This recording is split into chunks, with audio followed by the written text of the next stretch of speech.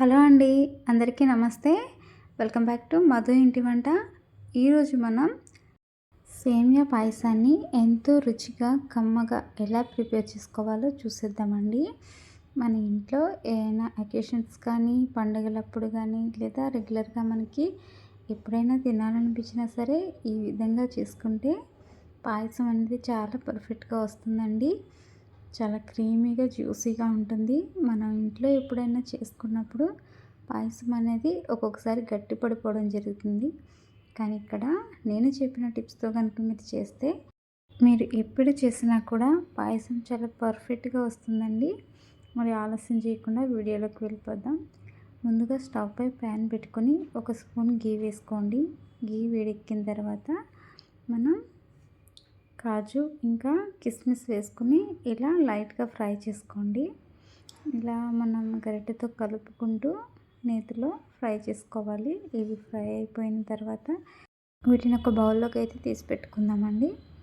ఇప్పుడు మనం అదే ప్యాన్లో 1 కప్పు సేమియా అయితే నేను వేస్తున్నాను. వీటిని కూడా మనం గోల్డ్ కలర్ వచ్చే వరకు ఇలా కలుపుకుంటూ మీడియం ఫ్లేమ్లోనే ఫ్రై చేసుకోవాలి. చూసారు కదా, ఇవి గోల్డ్ కలర్ వచ్చేసాయి. ఇవి కూడా మనం ఒక బౌల్లోకి తీసేసి పక్కన పెట్టేసుకుందాము. మళ్ళీ మనం ఇదే గిన్నె పెట్టుకుందాం స్టవ్ పై. ఈ గిన్నెలో నేను కాచిన పాలను 2 కప్స్ వరకు తీసుకుంటున్నానండి. చూసారుగా, ఇవి కాచిన పాలు. ఇవి నేను 2 కప్స్ తీసుకుంటున్నాను. అలాగే 3 కప్స్ వాటర్ కూడా తీసుకుంటున్నాను అదే కప్పుతో. సేమియా ఏ కప్తో అయితే తీసుకున్నామో పాలని వాటర్ని కూడా అదే కప్తో కొలిచి తీసుకోండి. 2 కప్పుల పాలు 3 కప్పుల వాటర్ని తీసుకోవాలి 1 కప్పు సేమియాకి. ఇవన్నీ కూడా కొంచెం వేడెక్కనివ్వండి.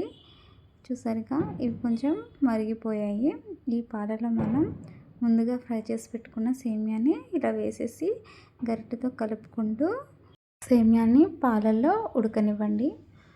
అయితే మనం చక్కెర తీసుకున్నా బెల్లం తీసుకున్నా సరే ముందుగా వేయకూడదండి. సేమియా అంతా కూడా బాగా ఉడికిన తర్వాత మాత్రమే స్వీట్ అనేది ఇందులో యాడ్ చేసుకోవాలి. లేదంటే సేమియా సరిగ్గా ఉడకదు. చూసారు కదా, ఇప్పుడు మనం సేమియాని ఇలా పట్టుకుని చూస్తే ఇలా మెత్తగా అవ్వాలి. ఇప్పుడు ఈ సేమియా అనేది ఉడికిపోయింది. ఈ విధంగా అయిన తర్వాత మనం చక్కెర అనేది 1/4 కప్పు వరకు మనం వేసుకోవచ్చు. నేనైతే 1/4 కప్పు వేస్తున్నాను. 1 కప్పు సేమియాకి 1/4 కప్పు పంచదార వేస్తున్నాను. అలాగే 3 యాలకులు పొడవు చేసి వేస్తున్నాను టేస్ట్ కోసం. ఇప్పుడు మనం ఫ్రై చేసి పెట్టుకున్న జీడిపప్పు కిస్మిస్ కూడా పాయసంలో వేసేసేయండి. ఇవన్నీ బాగా కలిసేటట్లు ఒకసారి గరిటెతో తిప్పుకొని 1 నిమిషం పాటు పాయసాన్ని కుక్ అవ్వనివ్వండి. నిమిషం తర్వాత మనం స్టవ్ ఆఫ్ చేసేసుకుంటే ఎంతో టేస్టీగా ఉండే పాయసం అనేది మనకు ప్రిపేర్ అయిపోయింది. చూసారు కదా, ఎంతో జ్యూసీగా క్రీమీగా వాటరీగా ఉంది. ఇలా ఉంటేనే పాయసం బాగుంటుందండి. మరీ గట్టిగా అయినా మరీ పలుచగా అయినా పాయసం అంత బాగుండదు. ఈ విధంగానే పాయసాన్ని ప్రిపేర్ చేసుకుంటే చాలా టేస్టీగా ఉంటుంది. పాయసాన్ని ఇప్పుడు మనం ఒక సర్వింగ్ బౌల్లోకి అయితే తీసేసుకుందాము. చూసారుగా, ఎంతో టేస్టీగా ఉండే సేమియా పాయసం అయితే ప్రిపేర్ అయిపోయింది. మీ ఇంట్లో బర్త్డే అప్పుడు కానీ ఏవైనా పండుగలప్పుడు కానీ పాయసాన్ని ఇలా చేసి పెట్టారంటే ఇంటిల్లపాది కూడా చాలా హ్యాపీగా తింటారు. అంతేకాదు, ఇవి ప్రసాదాలుగా కూడా చేసి పెట్టుకోండి. చాలా బాగుంటుంది. సింపుల్గా మీకు తక్కువ టైంలోనే ప్రిపేర్ అయిపోతుందండి. మరి నా వీడియో కనుక మీకు నచ్చితే నా ఛానల్ని సబ్స్క్రైబ్ చేసుకోండి.